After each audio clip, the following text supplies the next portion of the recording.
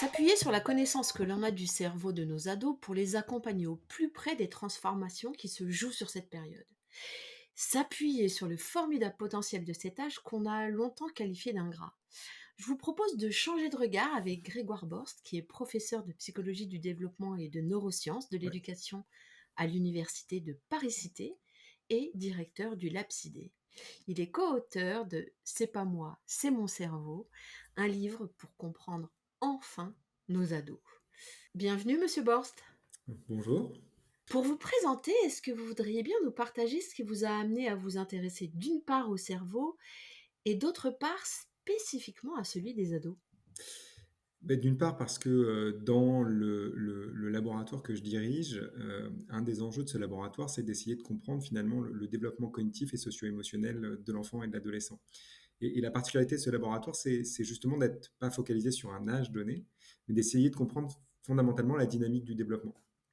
Et puis, comme aujourd'hui, en psychologie, on a accès à des nouvelles technologies, notamment l'imagerie par résonance magnétique, qui nous permet de regarder en temps réel, finalement, comment le cerveau s'active pendant un certain nombre de tâches, mais aussi de regarder le développement de ce cerveau avec l'âge, en fonction du contexte, évidemment. Finalement, quand on veut proposer un nouveau modèle du développement cognitif et socio-émotionnel de l'enfant après Piaget, il y a aussi effectivement essayer de comprendre de ce que vous êtes déjà d'ailleurs assez bien Piaget, hein, il le disait, la maturation cérébrale, il disait c'est l'ouverture du champ des possibles. Alors il avait bien compris ça, puis il y avait d'autres choses qu'il avait un peu moins bien compris.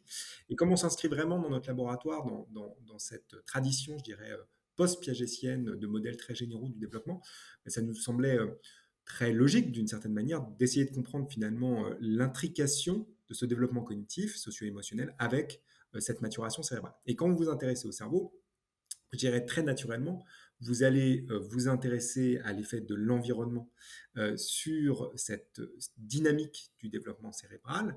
Et puis, vous vous rendez compte que, un peu contrairement à ce qu'on peut penser, c'est que finalement, il y a des périodes où ce cerveau est un peu plus sensible que d'autres à l'environnement. Alors, il y a la période de la toute petite enfance, ça beaucoup de gens le disent. Et puis, on oublie de penser qu'il y a une autre période dans laquelle finalement il y a une sensibilité très forte du cerveau pour l'environnement, qui est cette période de l'adolescence. Et donc, très naturellement, ça nous a amené à se dire, mais il faut qu'on fasse plus de recherches sur cette période de la vie, parce qu'elle est un peu... Alors, il y a des équipes, hein, évidemment, qui s'y intéressent, mais il y en a peu, finalement, paradoxalement. Et puis, c'est aussi une période de la vie qui reste très stigmatisée. C'est-à-dire que quand on entend le discours global sur l'adolescence, c'est quand même pas un discours hyper positif. Et donc, je dirais que très naturellement, avec Mathieu Cassotti, qui est le co-auteur de ce livre, qui, lui, travaillait depuis longtemps sur l'adolescence. Moi, je travaillais plutôt sur les apprentissages scolaires, sur la question de la maturation cérébrale et ainsi de suite. On s'est dit, mais il faut qu'on fasse quelque chose, il faut qu'on écrive un livre autour de cette question-là. Et il y a un enjeu à vraiment mieux comprendre la façon dont les adolescents prennent des décisions, parce que souvent, je dirais, la vision un peu simpliste de l'adolescence, c'est de dire ah bah c'est une période où ils sont très irrationnels. Et en fait, ils sont pas très irrationnels. Ils sont rationnels, mais ils sont rationnels différemment de nous. Et c'est aussi ça qu'il faut essayer de faire comprendre aux éducateurs, aux enseignants et aux parents, mais et aussi surtout aux adolescents. Et donc c'était un peu ça tout l'enjeu, je dirais, de ce projet. Et puis plus généralement des travaux qu'on mène au laboratoire, on a par exemple tout un gros programme de recherche autour de la question du discernement de l'information à l'adolescence sur les réseaux sociaux, par exemple, ou de la question de l'adhésion aux théories complotistes. Et paradoxalement, il n'y a pas d'études sur cette période-là, alors même que c'est une période, évidemment, où il commence juste à être exposé à toutes ces informations et toutes ces théories complotistes. Donc voilà, on a un peu l'impression qu'il y a un angle mort ou un angle aveugle des recherches en psychologie. Alors, je caricature un peu, hein, il y a évidemment des laboratoires qui s'y intéressent, mais c'est pas aussi, je dirais, systématique que sur d'autres périodes du développement. Une question un peu annexe, mais est-ce qu'on sait pourquoi justement il y a cette opprobre un peu posée sur l'âge de l'adolescence et du coup un angle mort sur une phase de développement qui est cruciale finalement? Alors pour deux raisons. La première, c'est qu'effectivement, pendant très longtemps, les modèles du développement étaient des modèles très linéaires. Donc on se disait, bah, finalement, une fois qu'on a compris à peu près quelle était l'intelligence des bébés, alors en pensant souvent que ça c'est un autre, je dirais, euh, stéréotype, c'est de penser que les bébés ont une intelligence extrêmement simple, essentiellement sensorimotrice. Et c'est vrai que tous les travaux qui ont été menés dans les laboratoires qui sont spécialisés dans l'étude du bébé montrent qu'au contraire, c'est déjà, effectivement, ils ont déjà accès à une intelligence extrêmement complexe. Ils sont capables de faire des hypothèses, de tester ces hypothèses, mais pas en agissant sur le monde comme le pensait Piaget, mais vraiment en le faisant de façon mentale, cognitivement. Et puis, comme il y avait cette présupposé que le développement était très linéaire, bon, finalement, à l'adolescence, on se disait, bah, c'est une période de transition, et c'est souvent dit comme ça, une période de transition entre l'enfance et l'âge adulte, alors qu'en fait, c'est une période de rupture. Et c'est ça qui est intéressant. C'est-à-dire que cette période, c'est une période de rupture, c'est une période où ils deviennent extrêmement différents de ce qu'ils ont été en étant enfants, et ils sont très différents de ce que nous sommes en étant adultes. D'où, je dirais, cette espèce d'angle mort ou d'angle aveugle sur cette période-là, parce que effectivement, on se disait simplement, bon, bah, c'est une période dans laquelle bon, ils sont très différents de l'âge adulte, mais en même temps, c'est une période de transition. Et puis, c'est vrai que toutes les recherches se sont plutôt portées, en tout cas en un premier temps, sur la question plutôt de la construction de l'identité.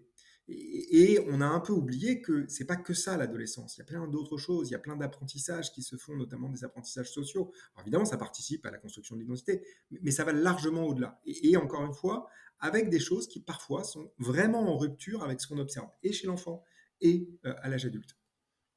Avec ces va-et-vient constants sur cette là, je pense que c'est ça aussi qui est complexe, pour les éducateurs, et les parents. Est-ce qu'on sait définir ce terme adolescence? Alors on peut la définir de façon, je dirais, simple, qui est de dire que c'est une période qui se déroule à peu près de l'entrée dans la puberté, jusqu'à la fin, de cette période, pubertaire, et à la fin de la croissance et de la maturation cérébrale. Donc on va dire que c'est entre 10 et 12 ans. Alors c'est très, dépendant du genre. On sait qu'effectivement, en tout cas au-delà du genre, pardon, du sexe des adolescents. Si vous êtes une fille, ça commence un peu plus tôt que si vous êtes un garçon. Et puis, la fin de l'adolescence, alors on peut le regarder de deux façons. Si vous le regardez de façon de notre société, on va dire que c'est 18 ans, puisque c'est le moment où on devient majeur, OK. Responsable. ouais, responsable, juridiquement, pénalement, et ainsi de suite. Euh, Si vous le regardez, puis aussi démocratiquement, parce que c'est le moment où on vote, si vous le regardez d'un point de vue plus, je dirais, biologique, comme la maturation cérébrale s'arrête vers 20-25 ans, ben, on va se dire que on continue à être dans une période qui est une période de l'adolescence. Après, vous pouvez aussi la définir effectivement plutôt en termes de caractéristiques très générales de cette période, avec une période effectivement dans laquelle on observe des engagements plus forts dans la prise de risque. On sait que les adolescents prennent plus de risques. On sait aussi que c'est une période dans laquelle le contexte social joue beaucoup plus sur les comportements et les décisions qu'à d'autres périodes de la vie. Et puis, vous pouvez aussi le définir d'un point de vue neurobiologique, du point de vue de la maturation cérébrale. Et on sait qu'effectivement, cette période de l'adolescence, c'est une période très particulière pour le cerveau, parce que tout d'un coup, va s'opérer un décalage entre deux grands systèmes dans le cerveau humain.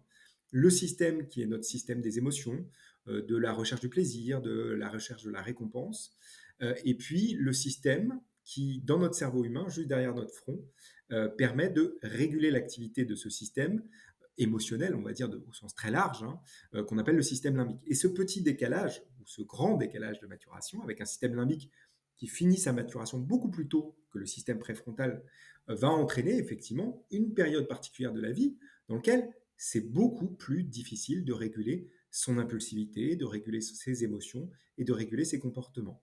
Et donc, c'est pas du tout impossible. Hein, y a pas, le propos, c'est pas de dire il est impossible pour un adolescent de Mmh. se contrôler, de se réguler, de gérer sa frustration, mais c'est beaucoup plus dur. C'est beaucoup plus dur que, paradoxalement, pour un enfant et pour un adulte. C'est pas une impossibilité, mais c'est plus dur. Et puis la dernière chose, effectivement, sur laquelle on peut aussi insister sur la période de l'adolescence, c'est que c'est effectivement difficile d'un point de vue des parents, parce que c'est un moment où effectivement ils cherchent des liens d'attachement qui étaient des liens d'attachement, c'est-à-dire de relations sociales très proches au sein de la cellule familiale, qui vont aller les chercher en dehors de la cellule familiale. Et ça, c'est très compliqué pour un parent, parce que tout d'un coup, on a un être qui a été extrêmement attaché à nous, qui va aller chercher finalement sa sociabilité en dehors du cercle familial.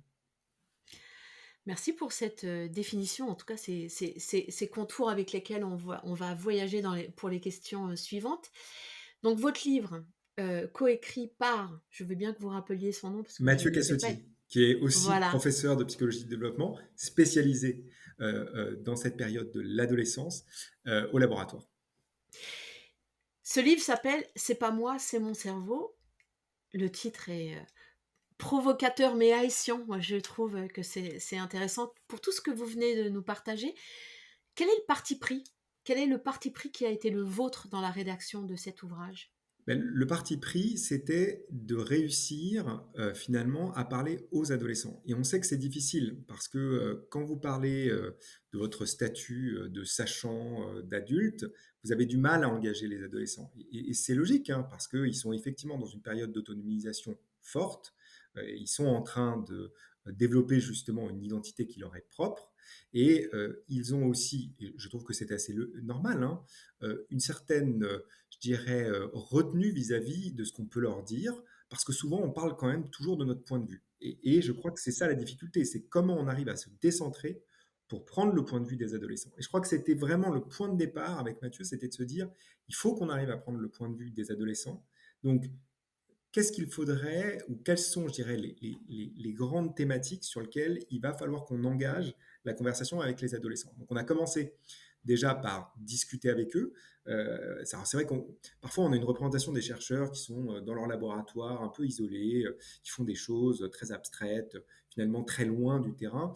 Alors c'est pas du tout le cas des laboratoires de psychologie de développement, parce que comme je veux dire, on passe notre temps à aller finalement travailler avec les ados et les enfants, à faire des petites expériences, les faire participer à des petits jeux ou d'ailleurs les engager sur un certain nombre de questions vives qu'ils peuvent traverser. En fait, on est en permanence en contact avec eux. C'est-à-dire qu'il faut.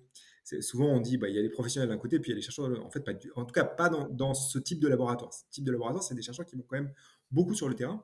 Et donc, la première chose qu'on a fait, c'est vraiment de discuter avec eux. C'est-à-dire de discuter avec eux, mais c'est quoi l'adolescence pour vous? Et c'est vrai qu'on s'est rendu compte que c'était intéressant parce qu'ils véhiculaient eux-mêmes des stéréotypes de l'adolescence. Si vous demandez, par exemple, à des collégiens de sixième, on était alors dans des lycées français, mais même quand vous allez dans les lycées français à l'étranger, on était à Bucarest il y a quelques temps avec Mathieu, il nous disait, mais nous, on n'est pas des ados. Alors déjà, on l'a regardé, on a dit, ben, en fait, si, vous êtes déjà des ados. Oui, c'est ça. Et la Vous ne deuxième chose, c'est choisissez pas? qu'il nous disait, et alors on disait, mais c'est quoi un ado? Bah, c'est quelqu'un qui sourit jamais, qui est tout le temps sur son téléphone portable. Et alors on se disait, mais c'est dingue en Waouh! fait, c'est Ouais. amusant parce que ils ont très très très peu de connaissances sur cette période-là. Et ils ont très peu de connaissances de leur cerveau.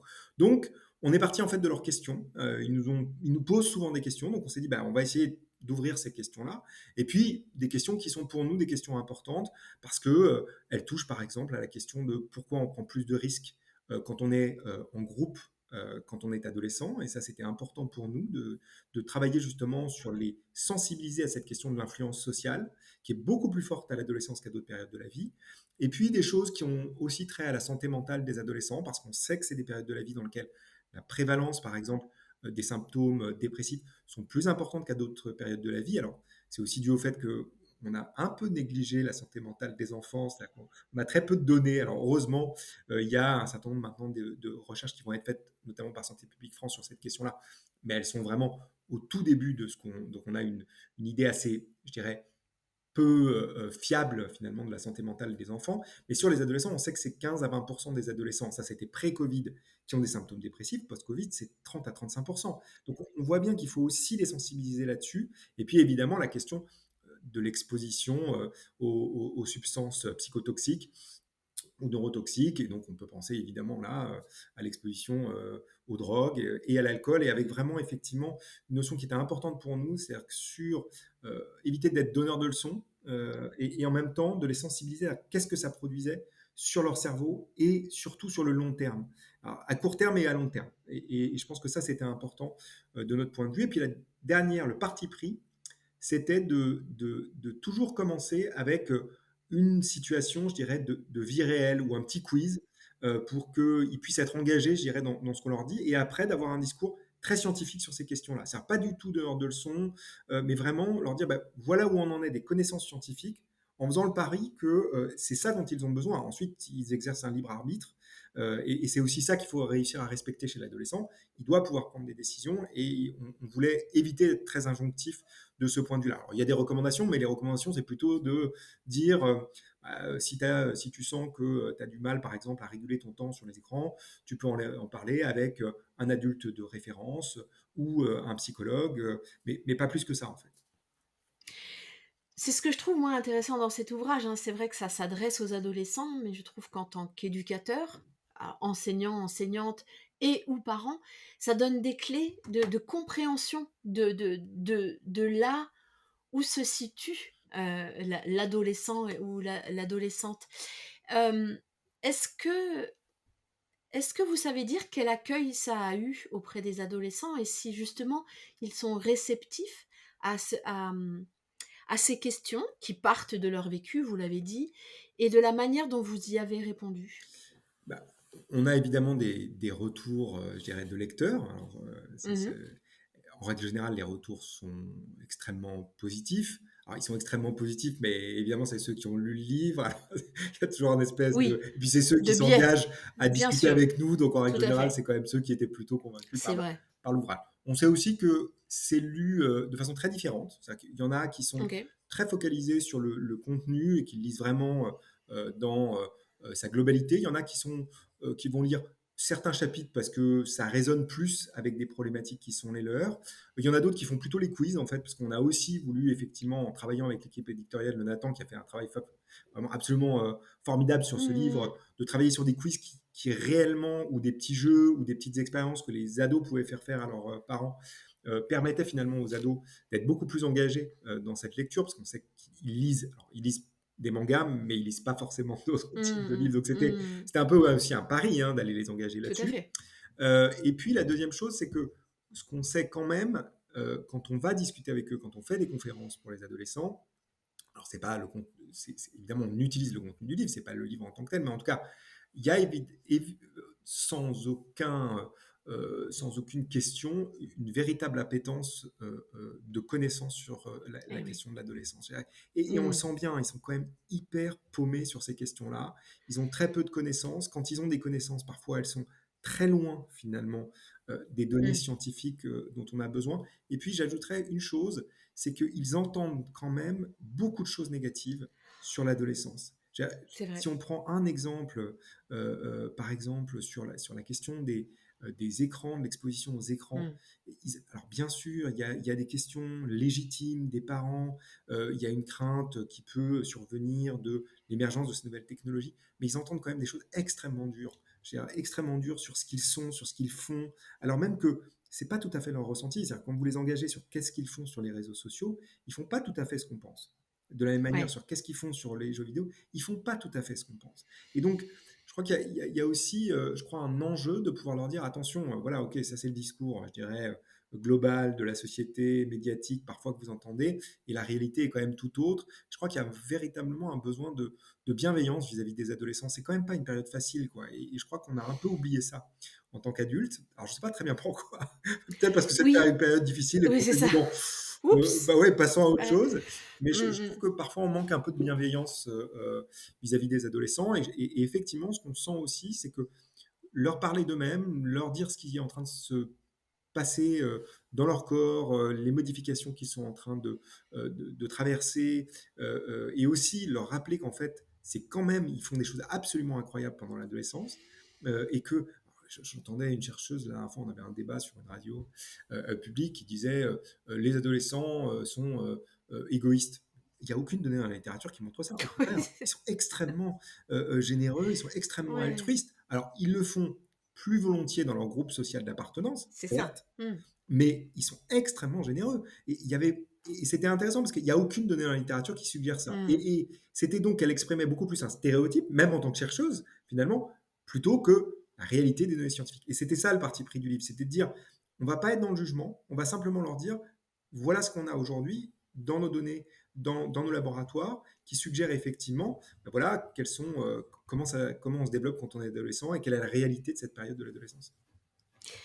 Donc sortir des stéréotypes, donner des informations, liées à leur recherche. Alors Là, on voit bien le double enjeu, en tout cas, moi, c'est comme ça que je l'ai pris pour les adolescents et adolescentes eux-mêmes, mais pour tous les éducateurs, hem, quels sont selon vous les messages à faire passer à justement à toutes celles et ceux qui accompagnent, ces adolescents?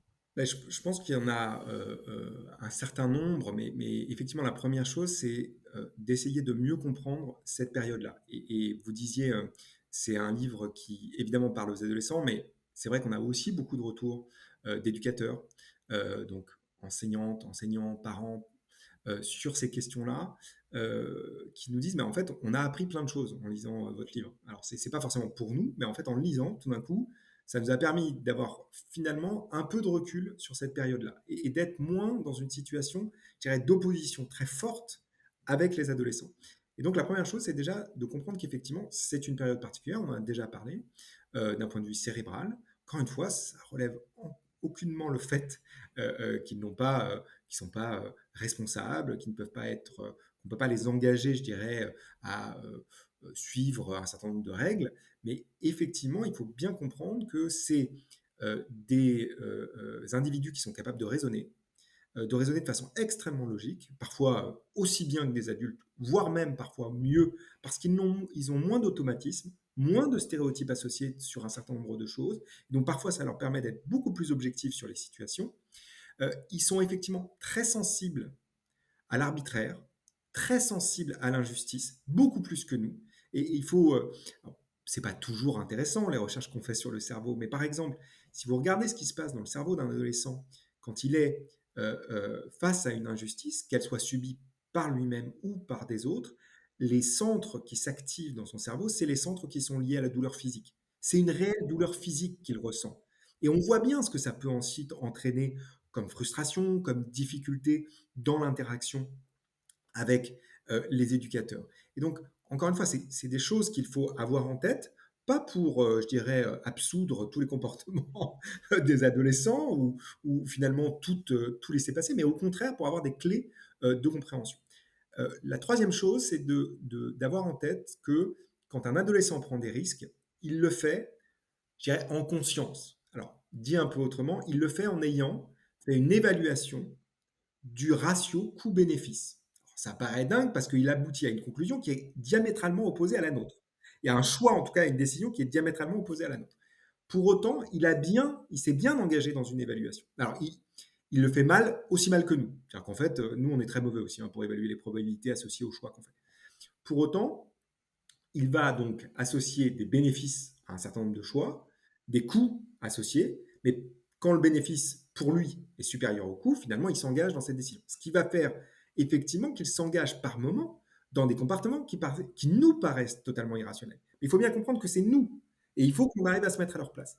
Et donc, par exemple, quand ils font des espèces de challenges complètement dingues, sauter d'un immeuble avec une corde, pour se balancer, faire ce qu'on appelle le fire challenge, c'est-à-dire se prendre de la colle à brûler, de se mettre sur le torse, l'allumer et le filmer pour le mettre sur les réseaux sociaux. On se dit, mais c'est complètement dingue de faire ça. Et en même temps, eux, l'évaluation qu'ils ont fait, c'est OK, il y a un risque. Ils sont pas du tout, ils sont capables d'évaluer le risque. Hein. Ils savent ils ont un risque de se blesser, ils ont un risque de se brûler. Mais pour autant, la récompense qu'ils peuvent en obtenir, c'est-à-dire, alors là c'est un réseau social, mais ça peut être aussi dans un groupe social physiquement, ce qu'ils peuvent en obtenir, c'est finalement une récompense sociale. Et en fait, l'adolescence, elle se définit par cela. Ce que recherche un adolescent, c'est pas n'importe quel type de récompense. Contrairement à ce qu'on peut penser parfois, parce que souvent on dit, oh ben, ils cherchent des récompenses pour activer leur réseau de la dopamine et ils sont oui et non. C'est-à-dire que la récompense qu'ils veulent, c'est une récompense sociale parce que ce qu'ils cherchent, c'est un statut dans un groupe social. Et ça, c'est extrêmement important parce que ça a plein d'incidences. C'est-à-dire que ça a des incidences sur le fait que, par exemple, oui, il y a des moments où il va falloir pouvoir travailler avec, quand on est éducateur ou enseignant, notamment quand on pense à l'influence sociale auxquels les adolescents sont extrêmement sensibles, du fait justement, encore une fois, hein, de la sensibilité de ce système limbique, euh, ça explique parfois qu'il est extrêmement important de travailler avec eux ben, de façon individuelle. Si vous travaillez sur l'orientation d'un adolescent, il va falloir pouvoir travailler avec eux en individuel. Vous ne pouvez pas travailler qu'en groupe, ou alors il va falloir que vous soyez extrêmement sensible ou sensibilisé à quel est leur groupe social d'appartenance pour ne pas qu'ils soient trop influencés par les décisions du groupe. Donc c'est tout ça sur lequel il faut réussir à jouer et à avoir ces clés de compréhension parce que effectivement, c'est une façon aussi de pouvoir les engager dans des conversations dans lesquelles on peut réellement argumenter avec eux. C'est-à-dire que si vous êtes armé de ces connaissances-là, vous pouvez leur dire, mais attends, c'est pas mon opinion. C'est-à-dire que c'est comme ça finalement que les données scientifiques suggèrent que, et ils y sont sensibles, hein, ils sont vraiment sensibles à ce type d'argument. C'est-à-dire que si vous arrivez à leur présenter des arguments et un argumentaire qui leur dit, ben, c'est pour ça que nous prenons cette décision, à ce moment-là, ils y sont sensibles. L'arbitraire, c'est beaucoup plus difficile. Dernière chose, c'est quand même, je crois que c'est important, notamment pour la vie de famille, la question de l'alcool. Je veux dire, on est dans un pays dans lequel il y a une culture de l'alcool qui est extrêmement forte, où on dissocie très fortement l'effet des drogues de l'effet de l'alcool. Et là, c'est effectivement important d'y être sensibilisé. L'alcool, c'est vraiment extrêmement nocif pour un cerveau en développement, pas simplement à un âge donné, mais dans le développement même ultérieur du cerveau. Et a fortiori quand on commence très tôt, et a fortiori, enfin, et même quand c'est sur des doses d'alcool qui sont extrêmement faibles. Et donc là, il y a un véritable enjeu, c'est-à-dire que pour les parents, voilà, moi aussi, je fais partie d'une famille dans laquelle c'était pratiquement culturel de suggérer un petit fond de vin pour les adolescents. Et c'est quelque chose qu'il faut totalement qu'on bannisse, au même titre que ça ne viendrait pas de dire oh, une petite latte sur un joint. Bon, bah, c'est exactement la même chose pour l'alcool. Ça produit exactement les mêmes effets. Alors, c'est des effets différenciés, mais en termes de gravité des effets, c'est les mêmes effets. Et je crois que là, c'est pareil, il faut les sensibiliser là-dessus, les sensibiliser sur ce que ça produit maintenant, pas que ce que ça produira dans 10 ou 20 ans, parce que ça c'est très difficile aussi, et ça c'est la dernière chose sur les adolescents, ils ont du mal à se projeter dans le futur. Donc ça joue pour les problématiques de santé, mais ça joue aussi pour les Mmh. problématiques d'orientation. C'est très difficile pour un adolescent, il est beaucoup plus orienté vers les récompenses sociales immédiates que vers les récompenses à long terme. Et d'autant plus, dans le monde, dans lequel nous vivons, où il est quand même complexe de par le contexte de se projeter. Là aussi, hein, on leur renvoie pas une projection, très positive donc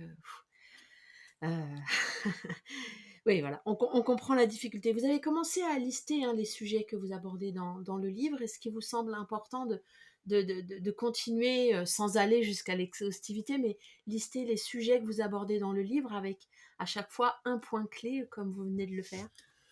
Le premier sujet et les premiers sujets qu'on aborde, c'est la question du développement physique et du développement cérébral à l'adolescence. Et ça, c'était important pour nous, leur expliquer un peu quelles sont les différentes, finalement, pourquoi enfin, comment leur corps change, quels sont le rôle des hormones, que ces hormones sont quand même très dépendantes de cette maturation du cerveau. Alors, on ne le sait pas forcément, mais en fait, c'est quand même notre cerveau, en interaction avec un certain nombre de glandes qui vont libérer ces hormones, qui vont avoir des effets sur les caractères sexuels primaires et secondaires et qui vont entraîner des transformations physiques, qui sont parfois difficiles à gérer, hein, les transformations physiques des adolescents.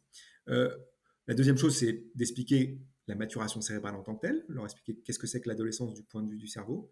La troisième chose qu'on aborde, c'est évidemment l'effet du contexte, leur expliquer effectivement que ce contexte, il joue beaucoup sur la façon dont va se développer leur cerveau. On était aussi très sensible à la question des inégalités, parce qu'on pense que c'est aussi important en tant qu'ado de comprendre aussi ce qui se joue dans cet effet du contexte social. Ensuite, on aborde des questions effectivement plutôt liées à la question des questions qui sont vives, hein, je dirais, pour les adolescents. La question, par exemple, de l'exposition aux écrans. Est-ce que c'est forcément mauvais, l'exposition aux écrans? Donc, on essaye d'avoir un discours beaucoup plus, je dirais, complexe sur cette question. Donc, on essaie de réintroduire de la complexité en leur disant, mais c'est pas forcément bon ou mauvais, ça dépend du type d'utilisation. Oui, bien sûr, s'il y a des usages excessifs, là, ça peut être pour toi un point de vigilance et à ce moment-là, il faut aller chercher de l'aide, pas forcément auprès d'un parent parce que parfois c'est difficile, mais ça peut être auprès d'un éducateur, ça peut être auprès d'un adulte de référence ou des professionnels de santé. On leur parle aussi beaucoup de la question du sommeil, parce qu'on sait que c'est quelque chose d'extrêmement important à l'adolescence. Ce sommeil est en train de se décaler. Il se décale de plus de 2 heures. C'est la période de la vie dans laquelle le déficit de sommeil est le plus important. Alors même que c'est une période de la vie dans laquelle les apprentissages sont encore extrêmement importants. Ils sont quand même au collège, au lycée, voire à l'université. Donc il y a des apprentissages académiques, mais il y a aussi plein d'apprentissages sociaux. Et que donc tout ça, ça nécessite d'avoir un cerveau qui reste suffisamment plastique. Et le sommeil, ça joue notamment sur la plasticité de notre cerveau, c'est-à-dire cette capacité qu'a le cerveau à se reconfigurer au cours des apprentissages.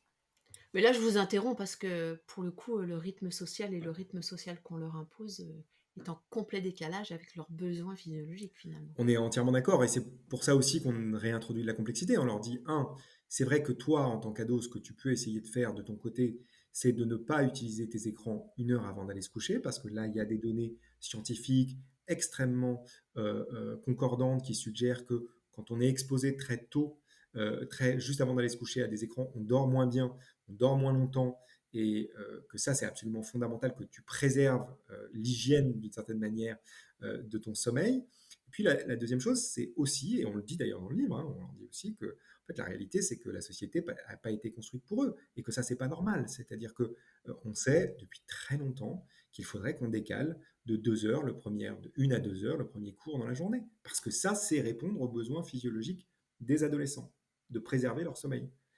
Et ça, c'est vrai que je les comprends aussi, hein. Parfois, ils nous renvoient un peu à nos propres limites. C'est-à-dire, alors c'est évidemment très complexe à mettre en place, et en même temps, c'est une population vulnérable, et donc c'est le rôle d'une société de s'adapter à ces populations vulnérables. Et donc, voilà, je pense que ça, c'est aussi quelque chose sur lequel on insiste beaucoup. On a beaucoup, évidemment, de chapitres sur les interactions sociales, la prise de risque, le rôle du contexte. Ça se tenait beaucoup à cœur. Et puis, un chapitre un peu sur les relations d'amitié, les relations amoureuses, qui n'était pas très facile à écrire parce qu'il n'y a pas beaucoup de données là-dessus.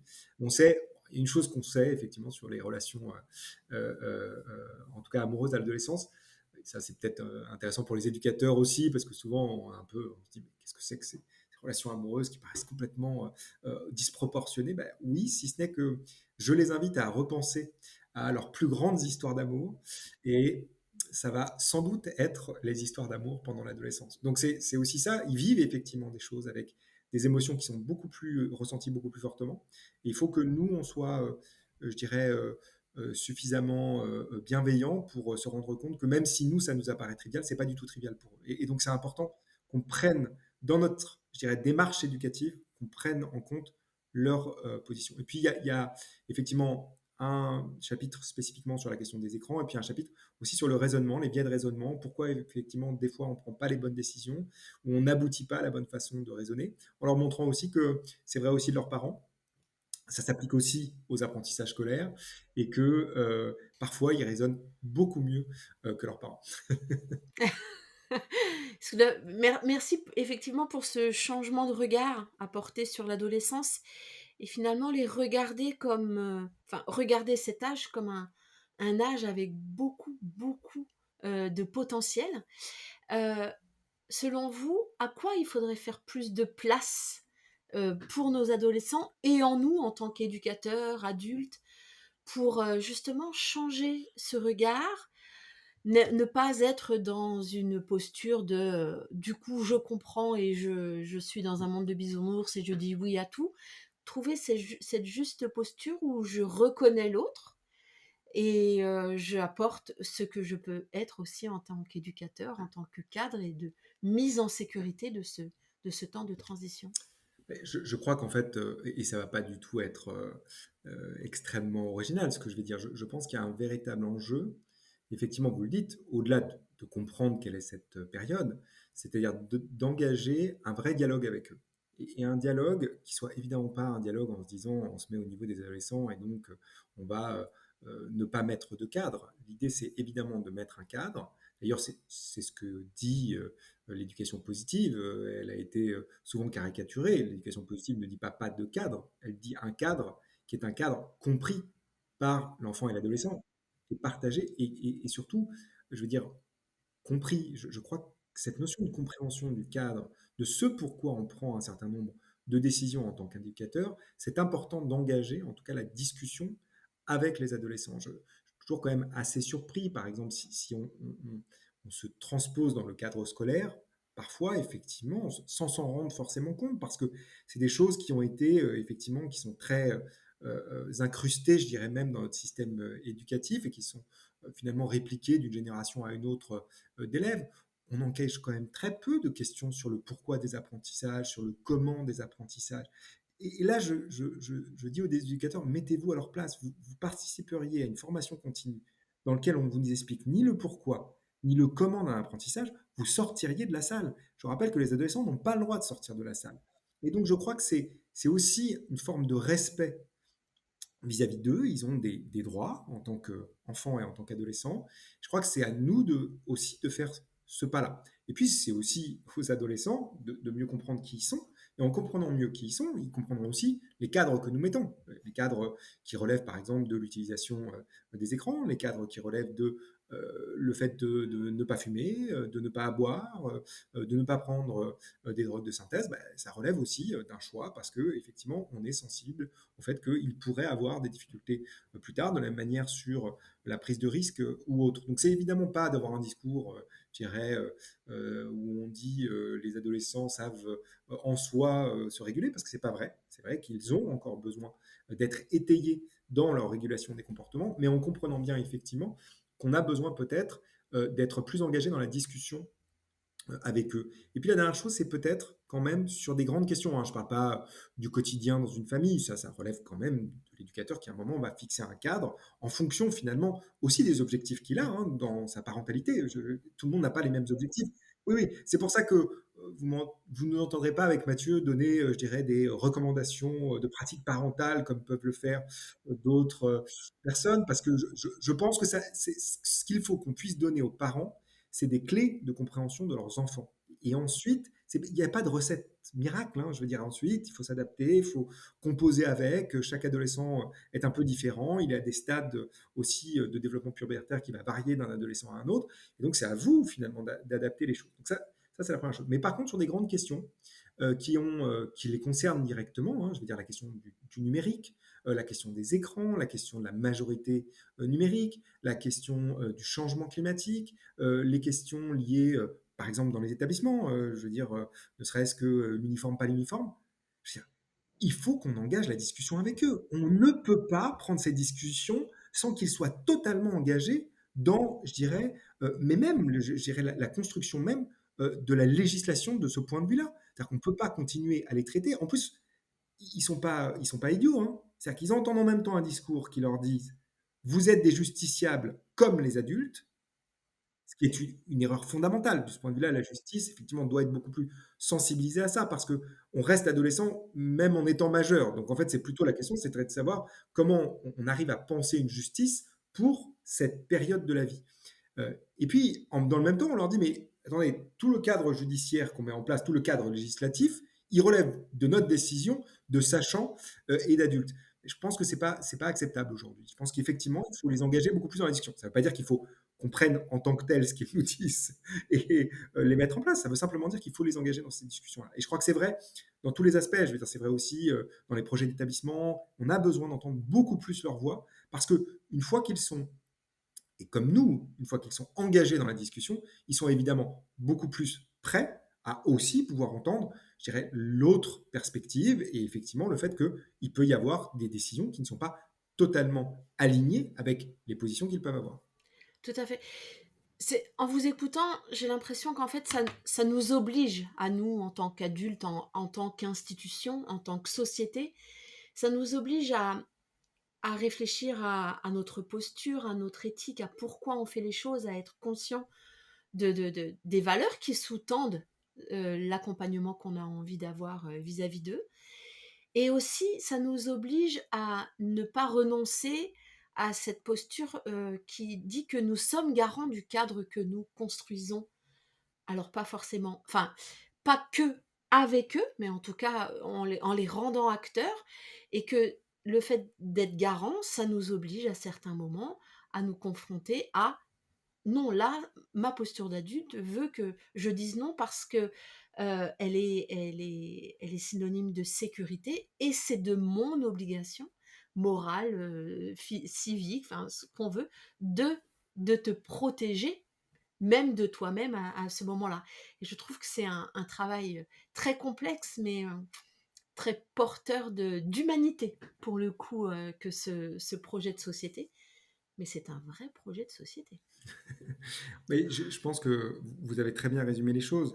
Je crois que c'est effectivement un projet de société dans lequel on Mm. redonne sa place, effectivement, à, je dirais, une population qui ne l'a pas forcément dans la société. Et je crois que c'est effectivement, ils sont Sur les enfants, c'est assez clair. Il y a beaucoup de discours autour de la protection des enfants, le fait qu'il faut Tout à fait. être bienveillant vis-à-vis des enfants. Il y a toute Mmh. une charte, d'ailleurs, elle s'appelle des droits de l'enfant. Elle ne s'appelle pas des droits de l'enfant et de l'adolescent, comme Oui. si cette Mmh. période de l'adolescence, elle n'existait pas pratiquement de ce point de Mmh. vue-là.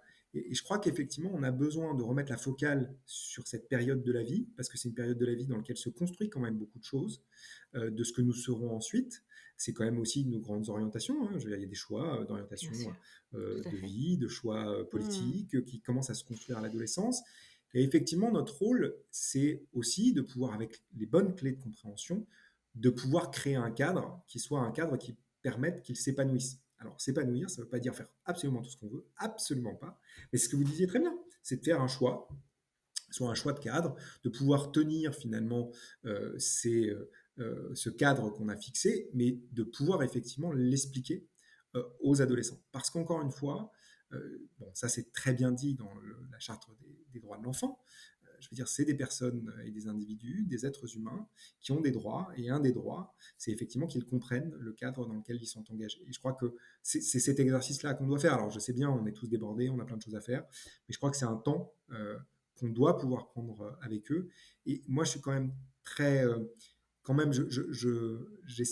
j'espère vraiment que les éducateurs vont s'engager plus fortement dans les discussions avec les adolescents, parce qu'en fait, ils ont beaucoup de choses à dire. Ils ont beaucoup de choses à nous dire. Alors, je ne dis pas que c'est facile, de rentrer dans l'interaction. Peut-être que c'est beaucoup plus simple pour nous parce que on vient d'un peu d'ailleurs, on leur parle d'eux et ainsi de suite, et que voilà, on n'a pas le même statut. Mais je suis très surpris de voir à quel point, quand on ouvre cet espace de discussion, ils ont beaucoup, beaucoup de choses à nous dire. Et que si on arrive à les entendre, on a aussi des solutions, je pense, pour réussir finalement à trouver un cadre dans lequel ils puissent non seulement s'épanouir, mais en même temps être en sécurité, parce qu'il y a un véritable enjeu, hein. C'est-à-dire qu'on sait que effectivement, alors même qu'ils ne sont pas soumis à des maladies chroniques, le taux de mortalité est 4 fois plus important à l'adolescence que chez l'enfant. Donc, effectivement, oui, il faut qu'on pense à ces choses-là. Mais c'est difficile. Je prends un exemple. On parlait avec la MILBK, qui est la mission interministérielle de lutte contre les drogues et les conduites addictives.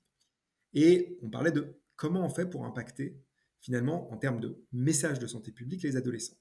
Et ils sont assez conscients qu'aujourd'hui, les messages de santé publique, ils passent mal, en fait, vis-à-vis des adolescents. Ils impactent très peu, en fait, les adolescents. Et en réfléchissant avec eux, ils m'ont dit, mais il y avait une campagne qui a très bien marché. Et c'était amusant parce que c'était très en phase avec ce que j'essayais de leur expliquer sur l'adolescent. Ils m'ont dit, il y en a une qui a très bien marché, c'est tu t'es vu quand tu as bu. Ah ouais, Parce qu'effectivement, on n'était OK. plus sur la conséquence en soi à très long Ouais. terme de la consommation d'alcool, ou même à court terme, parce que c'est vrai qu'on peut s'engager dans des conduites risquées d'un point de vue sexuel, d'un point de vue même de notre évolution dans le cadre social qui fait qu'on peut être exposé effectivement à des violences et ainsi de suite.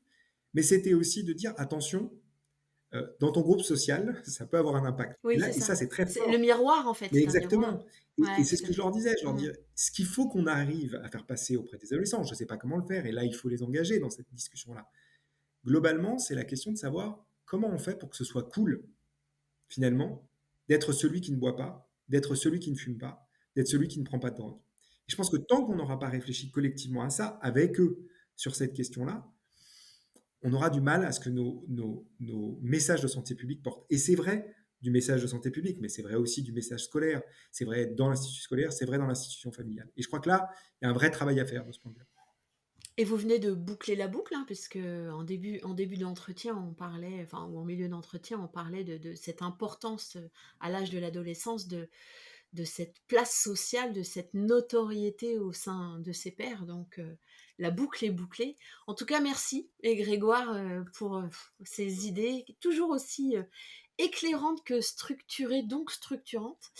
Je rappelle que l'ouvrage dont nous venons de parler se nomme C'est pas moi, c'est mon cerveau.